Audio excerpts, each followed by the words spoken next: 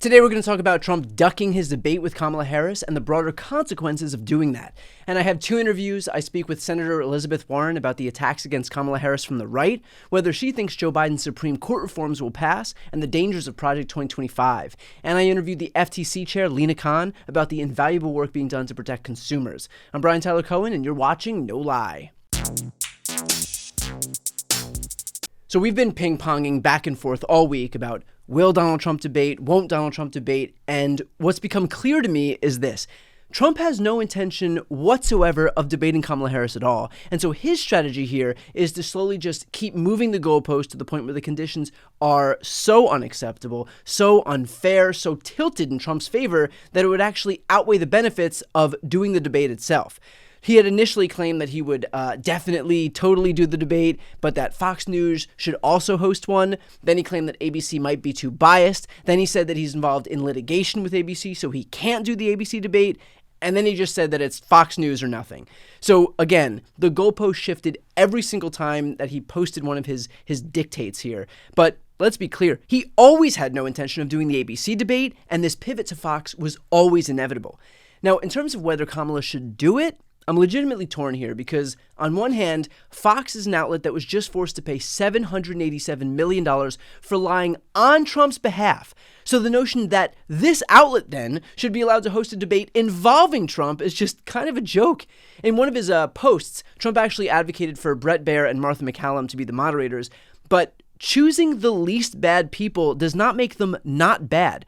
Remember, Brett Baier argued that Arizona's 11 electoral votes back in 2020 should be taken out of Biden's category, where they belonged, and put into Trump's category, where they didn't belong. Which, by the way, is exactly what Trump wanted them to do, knowing full well that once they corruptly did that, it would be way more difficult to then remove them because of the sheer amount of pressure. Brett Baier is not like some neutral arbiter here. He is also a stooge of Donald Trump and the Republican Party. There's also the fact that Trump wants a full audience. Like, he can't hack just going head-to-head with Kamala Harris, and so instead he needs people there to just feed his ego. And because his fans have no scruples and would cheer him on like rabid hyenas no matter what he says, then it would give the impression to the viewing audience at home that Trump is, like, killing it, even when he utters just straight nonsense. But Trump needs that. He needs the theatrics to kind of trick viewers into thinking that he's overperforming when in fact he's underperforming. He uses these things as a crutch because he knows that he's inept. So those are the arguments against it. The argument for Kamala Harris doing a Fox debate? Well, all the help in the world still won't erase Donald Trump's idiocy and Kamala's effectiveness. Even with friendly moderators, even with a raucous crowd in Trump's favor, the one thing that Donald Trump won't be able to rig in his favor is just Trump. It's still going to be him trying to defend his indefensible record, like, for example, appointing 3 Supreme Court justices who gutted Roe and abortion rights in this country, and also only managing to pass a tax cut that overwhelmingly benefited millionaires and billionaires. And overall, just being the guy who's going to bizarrely advocate for an imaginary cannibal and complain about water pressure and flushing toilets and windmills killing whales and birds. You're not going to change that. That is who Donald Trump is. You can pretend that he's got a new tone or that he's the unity candidate now. He always reverts back to exactly who he is at his core, which is an unhinged, petty, vindictive, deeply bigoted man who believes that the world revolves around him and is led solely by his extremely fragile ego. So even in the worst conditions, Kamala will be at an advantage because her opponent will continue to be Donald Trump. And Kamala herself, by the way, has been prosecuting this case against Trump super effectively. From the prosecutor versus felon framing, to the abortion rights champion versus abortion opponent framing, to the chaos versus order framing. She's already shown that she's a dynamic and effective speaker and perfectly capable of taking it to Donald Trump in any environment that she might find herself in.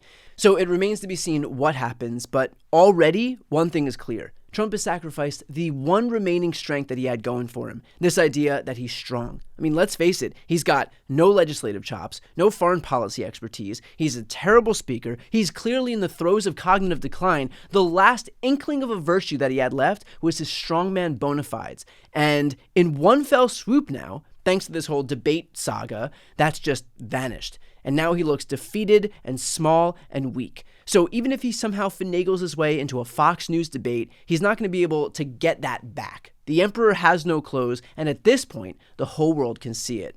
Okay, just a quick note here. If you want to see me live in person, I'll be in Washington, D.C. with Jen Psaki on August 14th and in Los Angeles with John Favreau of Pod Save America on August 26th. There are still some tickets left, so if you can, click the link right here on the screen or check out the post description of this video or head to briantylercohen.com/book to grab some tickets.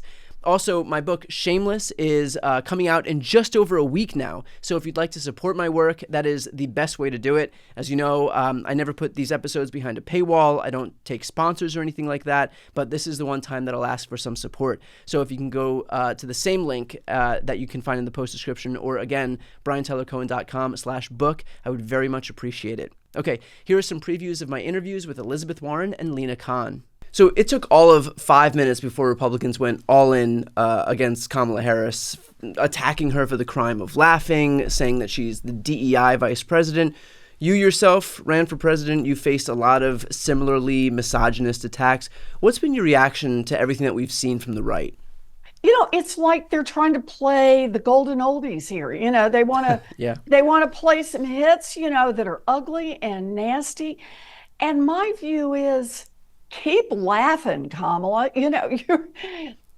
because people are so ready for turning the page on the ugly old politics of Donald Trump, and really ready, I think, for a leader who takes some joy in what we can build together. So in my view, the Republicans are actually helping make the case for Kamala Harris. I mean, I get it. There are people who listen to those ads and, but they're already there anyway. Right. My view is they are reminding us all of why we do not want Donald Trump back in the White House and why Kamala Harris is truly offering us something different. And so I'm just feeling really excited about that. Yeah, it's also it's a rough state of things when the best attack that you have on your opponent is that they're laughing. Yes, exactly. That there's too much enjoyment happening right there. Exactly, and she's not entitled to be joyful and to bring us along in those happy moments together. So I'm Republicans, just keep it up. Well, to that point then, the Harris campaign, meanwhile, has been really effective at highlighting the weirdness of the Trump-Vance ticket, if not Republicans more broadly. These are guys who are bizarrely obsessed with dictating your healthcare choices, your reproductive choices, who you can marry, who you can sleep with, whether or not you can masturbate. Why is it important that we not be represented by people who are so ill-adjusted and weird? So I think of it this way. It really is the case that there've always been groups in America that want everybody else to follow their position. In a democracy, that's fine. You get out and you make the case, and if you win, you win, and if you don't, you don't. But what's happened over on the Republican side is a very intense group that is very much outside the mainstream, has started driving that party to ever further and further places out. And, it started in the Supreme Court. We can date this on the economic side going back a long way, but I really go to the Dobbs decision 2 years ago. So we live in a country where roughly 2 out of 3 people say, I like Roe versus Wade. That's the right place for us to be as a nation. And so they can't get repeal of Roe versus Wade through a democratically elected Congress. They can't get it signed into law through ordinary process. So what they've been doing is they've been building for years the idea of these extremist judges. And now, first one pays off. Trump has bragged about it. He gets an extremist court in place. And the first thing they do, having said when they were when they were nominated and up for a vote, we will follow the law. And everyone understood when they said they would follow precedent, that meant they weren't going to fool around with Roe versus Wade. Right. First opportunity they get. First opportunity. Did they take a little bite out of Roe versus Wade? No. They throw the whole thing completely out the window and suggest that Roe is just the beginning. Come back on things like equal marriage. Are we really sure that that is the sort of thing we should be doing? So they're saying we want to toss all of this out, this extraordinarily extremist position. So Donald Trump now is trying to run to get back into the White House, and he recognizes that the Republican view on abortion is very unpopular across this country. So he tries to moosh around and say, well, blah, blah, you know, he tries to say to his extremist base, I gave you dumping Roe versus Wade. And then he tries to say to the rest of America whose votes he needs, oh, I'm more moderate and I'll let the states pick. It fools around on this, right? Then he turns around and picks J.D. Vance for his running mate. Someone who has openly said, not only does he want a nationwide abortion ban, but he doesn't believe there ought to be any exceptions for rape or incest.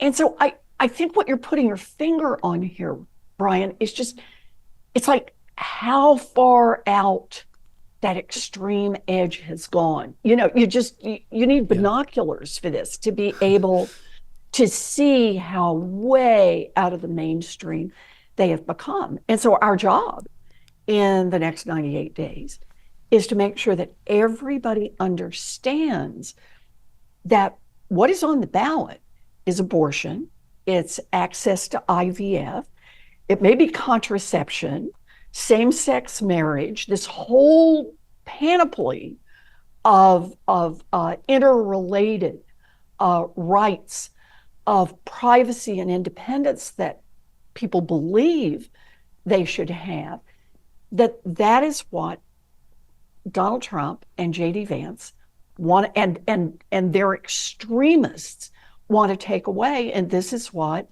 Kamala Harris and a Democratic Congress will fight for and preserve. It's like sometimes elections are, people are a lot like each other. This is one where they have gone so far to the extremes.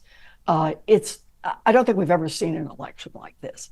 Okay, and one issue that's probably the most pervasive issue that we're facing right now is the cost of groceries. I know the FTC is doing something on grocery pricing right now. Can you speak on that? So we just announced that we're going to be asking the commission to start an inquiry into looking at why are grocery prices still at the levels that we're at, right? We saw during the pandemic, costs went up sharply. And in good part, that was because of supply chain challenges. And, just during the pandemic, there were all of these challenges in just moving stuff and there was less stuff. So prices were going up.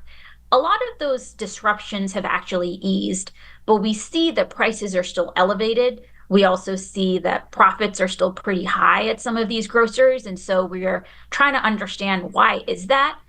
This work is just part of a broader set of efforts that the FTC has underway to make sure that companies are not able to get away with exploitative practices. So we've also just started an inquiry into this issue of surveillance pricing. So this is when companies have the ability to charge each person a different price based on just what they happen to know about you. And so you can imagine, given all of the data that companies now collect and harvest on us, and the fact that more and more transactions are done, digitally, be it through an app, be it through a website, be it through a QR code that you have to scan, that companies now have the ability to actually show each of us a person-specific price. We don't know what factors are going into that. We might not even know it's happening, but we're worried that it could be exploitative and Americans have a right to know if it's happening. So, a hotel could charge you more for a room because they know that you've already bought airline tickets. Whereas if they know that I'm still deciding where to go on vacation, maybe they'll show me a lower price. And so we've launched an inquiry into these pricing middlemen to figure out, is this happening? Who is it affecting? And that sort of thing. So if they're using data that they've obviously purchased from somewhere to be able to determine how much they should charge you for something, does that mean, for example, that they can use like demographic info on you and they can say, okay, this is where this person went to college, this is the zip code they live in, and so they might make more money than somebody else. And so if we can squeeze more money out of them by charging them more for something because we know they live in X zip code, we know that they graduated from X college, we know that they have X job, whatever it is that what we're talking about here? That's exactly what we're looking at. We're concerned, is this happening? And it even goes beyond your zip code, right? I mean, if you wear, a heart monitor, could they be actually getting data on your heartbeat and know that when you hover over this product, your heartbeat's a bit higher, and so maybe that means you're real, just you can see where this could end up, It's like a right? full Black Mirror episode. Exactly. And, there's actually been research done that's looked into this preliminarily. And you would think, okay, maybe this means that people in more affluent neighborhoods would be paying more than people in low income neighborhoods. And maybe that's fair, right? Some of the research and reporting that's been done actually has shown the opposite.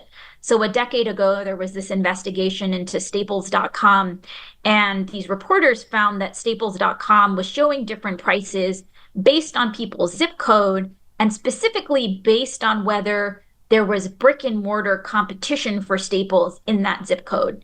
And Wow. practically what that meant was actually low income neighborhoods and people who lived in those neighborhoods were being shown a higher price on Staples.com than people in more affluent neighborhoods that had more brick and mortar competition. So we could, in fact, be seeing a situation in which low income people are being charged more than high income people. So anyway, we don't know. A lot of this is a black box. And so that's why we're doing this inquiry, because I think the public deserves to know. And of course, to see the full interviews with Elizabeth Warren and Lina Khan, click the thumbnails right here on the screen or check out the interviews playlist on my YouTube channel.